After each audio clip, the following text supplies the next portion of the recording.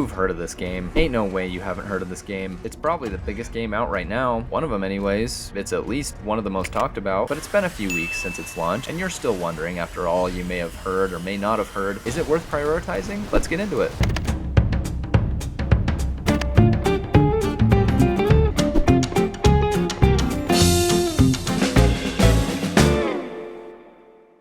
Every YouTuber's dog, every YouTuber's tax guy, mother, father, sister, and priest, or rabbi, if that's what you're into, or imam, if that's what you're into, or Father Darwin, if that's what you're into, has made a video about Doom the Dark Ages already. So what do I have to say that you haven't already heard? I don't know. What about maybe the title menu song? I haven't heard anyone talk about the song from the title menu.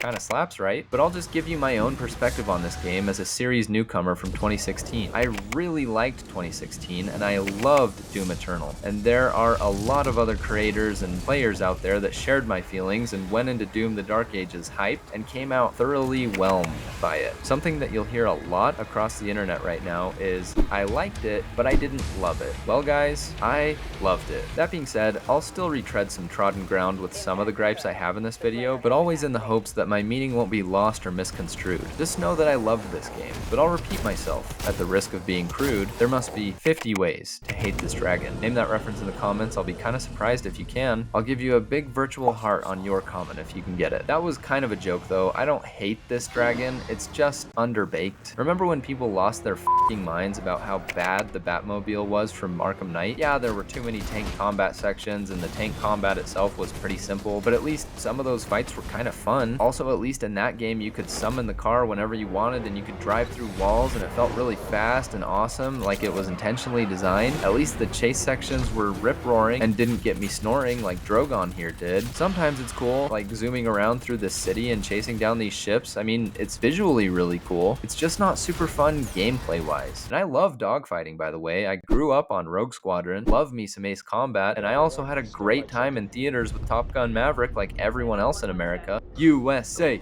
USA, USA. Point is, I'm so down for a fun way to dogfight on the back of a metal as hell dragon in the Doom universe. It's just that this isn't quite there yet. The dragon feels like an actual arcade game, like one of those little fucking Jurassic Park pods you can jump into and shoot things. That's the level of depth you can expect from the dragon sections. And the mech sections are even worse in that way for me. At least with the dragon, I could go zoom. Thankfully, everything else in the Dark Ages kinda rips. I guess the cutscenes are dumb if you think about them, but that's your problem right there. If you're thinking at all, you're thinking too much. Just look at the Slayer. Look at his cape. Look at his muscles. Watch him do superhero landing. I'm confident you're beginning to see the light. It doesn't matter if the story here doesn't make sense. It just matters that the Slayer looks dope as hell moving through it. The only time you should be thinking in a Doom game is when you're fighting. And brother, in the Dark Ages, you'll be thinking a lot. At least you can make it that way. I was personally concerned going into this game that it wouldn't be as hard, as intense, or as fast as Doom Eternal because everyone said it wasn't as hard, as intense, or as fast as Doom Eternal. Here's my advice if you're at all like me. Crank up the difficulty to Nightmare, increase the game speed to 120%, decrease the parry window by 1 notch, and bam, this game is gonna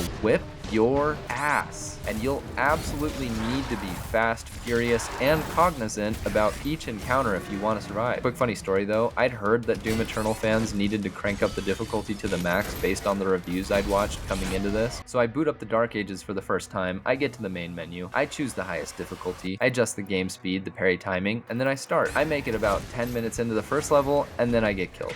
Okay, no problem. I'll just start from the last checkpoint and... wait. Why am I back at the main menu? What happened to my save data? Okay, let's try this again. Maybe there's a bug. I have heard there are a few bugs. Maybe this is my bug. I don't know. I go through the whole process again, choose the difficulty, adjust the speed, adjust the parry time window. I get 15 minutes in, and then I die. And what the hell? Again? Okay, let's start another new game and... Oh, I get it.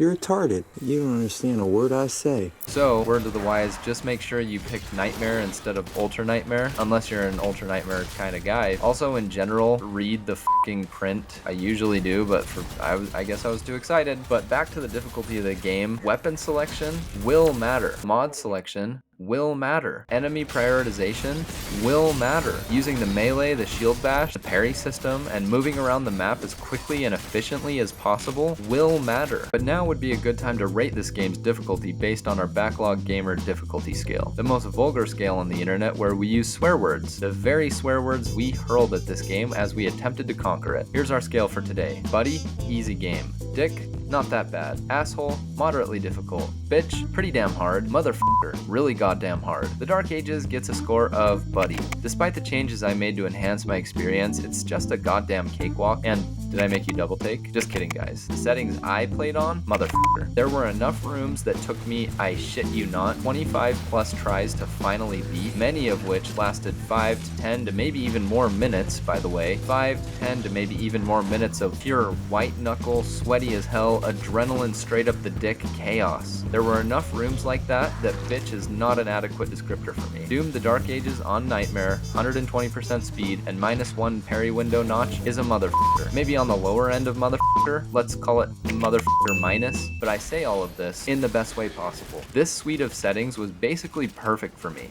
and I kinda love that id has done this because now more people will feel like they can jump into modern Doom without having to choose between the shower handle being turned 120 degrees and the shower handle being turned 121 degrees. You guys get it, right? The joke is in Doom Eternal, the difficulty contrasts were too extreme between the levels. Kinda like how sometimes a shower handle for no reason has no middle ground between Arctic Blast and Devil's Piss Hot for no reason. I'm sorry, that probably was too much of a guess what's in my head kind of joke.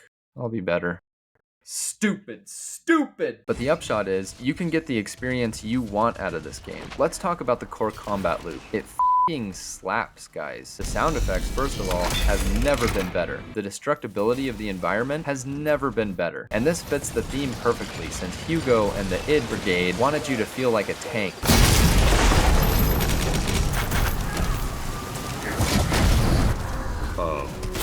I can feel it. Blowing through structures with my weapons or just my body, smashing through walls, absolutely goddamn cratering anything that I land on. I feel very destructive indeed, Hugo. Like a toddler with crayons and a penchant for property damage. The shield is also sick as hell. Superheating enemy shields and blowing them the f*** up with my better, sharper, more chainsaw-y shield. Locking onto enemies from across the map and ramming into them like a bullet train from hell. The sound effect each time that I parried. Also, can we discuss the stagger state for these enemies? I liked it in Doom 2016 and Doom Eternal, but this is so much cooler. They have this awesome looking halo around them that made me think of old gothic paintings. This looks amazing. The guns are also really cool. Spike gun, the skull crusher, the shotgun, the freaking super shotgun, which absolutely rips, by the way. The ball and chain gun, give me a freaking break. So Doom, so good. I do miss glory kills though. I actually really miss those. It felt a little weird to me that they were done away with in the name of game speed, yet they wanted the Dark Ages not to feel as fast as Doom Eternal. I wish they were still here. I know Hugo has said in interviews that they found that with the sheer amount of enemies packed into these levels, glory kill animations were starting to get tedious, and I can see that, but I think that there's probably a happy middle ground somewhere in between how Doom 2016 and Doom Eternal did it and what we have here, because they went too far in the opposite direction for me. When they do show up, they're fucking so satisfying, especially when I chainsawed this fat asshole straight the fucking half. Hell yeah, but too few and far between for me. I'm a big sucker for cinematic gameplay, and as long as the player-controlled action and the animated action are blended well, I love additions like the glory kill system. That sort of thing is part of what I loved so much about God of War 2018's combat. It feels cinematic, but also like you're still doing something. More glory kills would have gone so hard in this setting.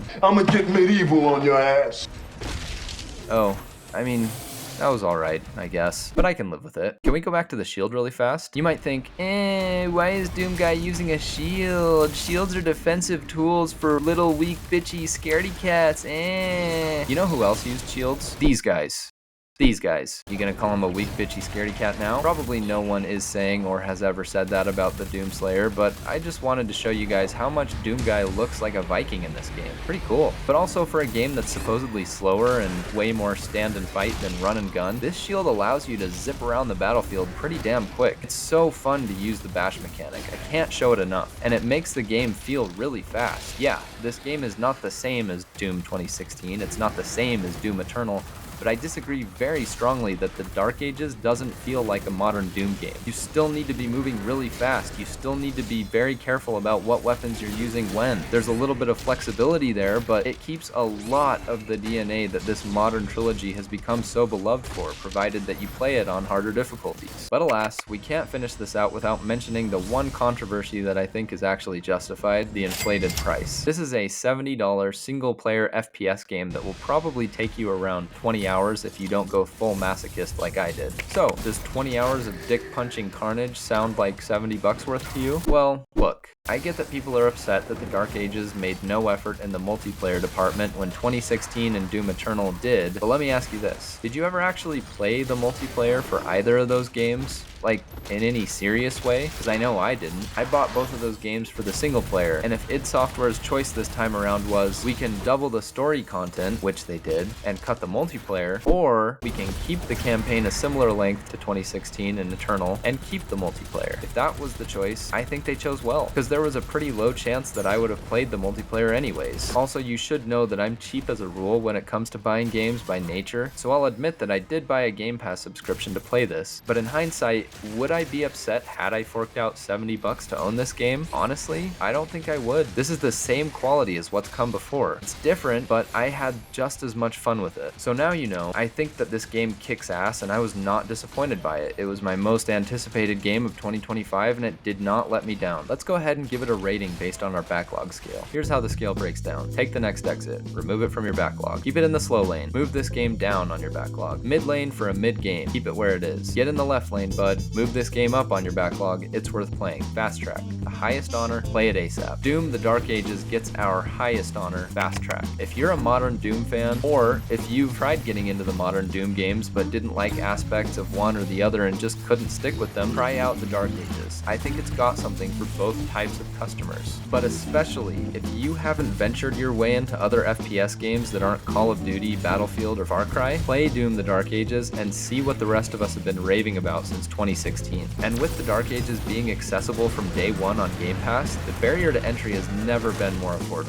$70 asking price notwithstanding. If you've got an Xbox or a PC, there's no reason not to try this out. I got so many hours and so much enjoyment from this game, and while you may disagree about whether it's worth $70, paying $12 for a month of Game Pass is so worth it. Plus, there's a ton of great stuff on Game Pass right now that I'm planning to check out immediately afterwards, so the value is there. Once this game does go on sale, I will definitely be purchasing it to have the complete set. I might even go out and buy one of them cool helmets, wear it around the house, jump out from behind corners at night, scare my wife and my child. Who knows? Maybe I'll do that. Demons beware, rip and tear everywhere. And remember, 1 if by dragon, 2 if by mech, send those cocksuckers back down to heck.